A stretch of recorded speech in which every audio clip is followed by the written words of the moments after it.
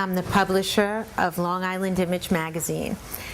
I just want to let you know, 25 years ago, I was sitting here like you guys in Brooklyn College, and it's a privilege to be back again. I was always interested in cosmetics, always. It's from the time I was a little girl, I used to invade my mom's makeup bag, put on all her makeup. I always had this crazy hair. It's a passion that I've had, not realizing that I would actually make money, and a lot of money now, from a passion I've had my whole life. While I was in Brooklyn College, in order to make money, I applied makeup to wedding parties. 6, 7 girls, the bride, the bridesmaids, the mother, and I would come out with a ton of cash. I guess I was an entrepreneur back then, although I never used that word or probably even knew what that word meant. But I did know that I wanted to work, and I wanted to make money, and I wanted to be my own boss. I wanted to capitalize on seeing these women and doing makeup on these women. So what I decided to do is I came up with a private label cosmetic company. I called it Star Cosmetics, and I ended up having parties in people's homes, selling cosmetics to friends, family, friends of friends. So when I left Brooklyn College, I decided I needed to find a job within the cosmetic arena. So the first thing I did was I applied for a job in Bloomingdale's 59th Street. There was a position available. It was a $3 million account in the Bloomingdale's 59th Street store. It was the flagship store. And in those days, when money was good, I was expected to increase sales by 30%, which is absolutely unheard of today. I used it as a learning tool for me. I wanted to find out what the consumer was interested in, where they were going financially, how much they were willing to spend, what kind of makeup they wanted, what kind of expectations they had from their skincare. And I got all of that in about 3 years. Spruced up my resume, and I walked into Chanel very confident, and I went into their marketing division, and I got the job. The salary was less, but that's where I wanted to be. What happens is when you're in corporate America, you lose touch with the people. So I had that I was able to bring into the corporations. And one thing I have to advise you is always, no matter what career path you go on, always keep your ear and eyes open in your industry. There was some square footage available, 1,000 square feet available in a local gym.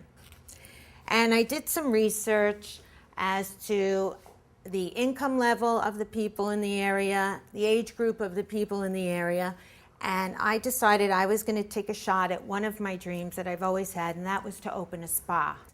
But as the economy, the second half of this past year, started to go down and tank, what happens to my business? Are you going to go out and get a $110 facial when your husband just got laid off work?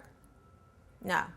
I walked out of the gym one day, and in walks a gentleman that I used to work with about 10, 15 years ago.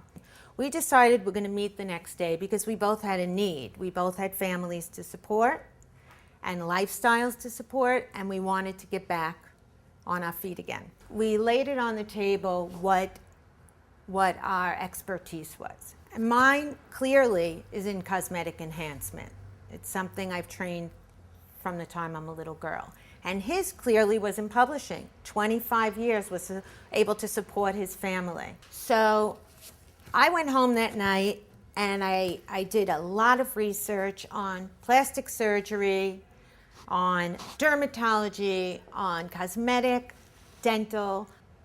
I knew I had a business on my hands. People are interested in knowing about plastic surgery. People are interested in knowing about injectables.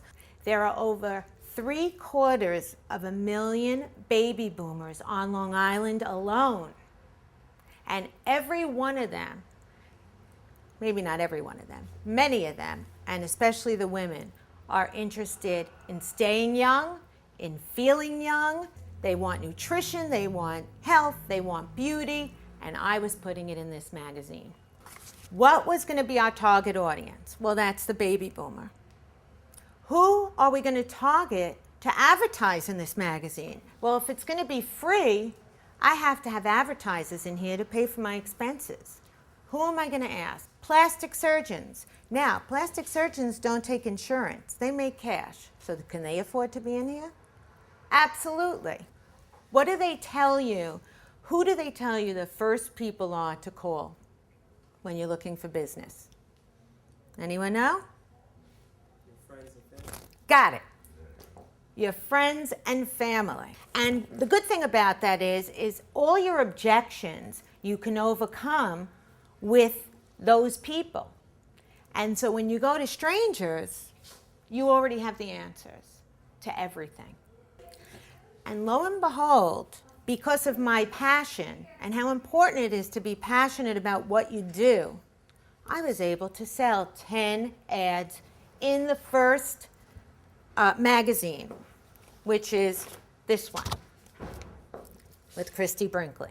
When you come up with a new concept, you really need to look at your competitors. Very, very important. What makes my magazine successful is that I have totally ripped apart my so-called competitors and I made it better. Don't reinvent the wheel. Take that wheel and make it more efficient. Make it better. Make yourself stand out. We don't need a donut shop next to a donut shop. We need a fancy French bakery next to a donut shop. Take a look around at things in the marketplace that you can improve upon, and you're bound to make money on it. This is our second issue. It came out in January. We decided to go quarterly with the magazine. And April, the magazine will have J-Lo on the cover. And what we're trying to do is keep the magazine very localized within Long Island. So we're using a Long Island celebrity on the cover of every issue. One more thing is publishing is going down, and I get all of my information from the web. But if you find the right niche and you feel confident about it and you know that there's a target audience for it, you're going to win, no matter what your business is.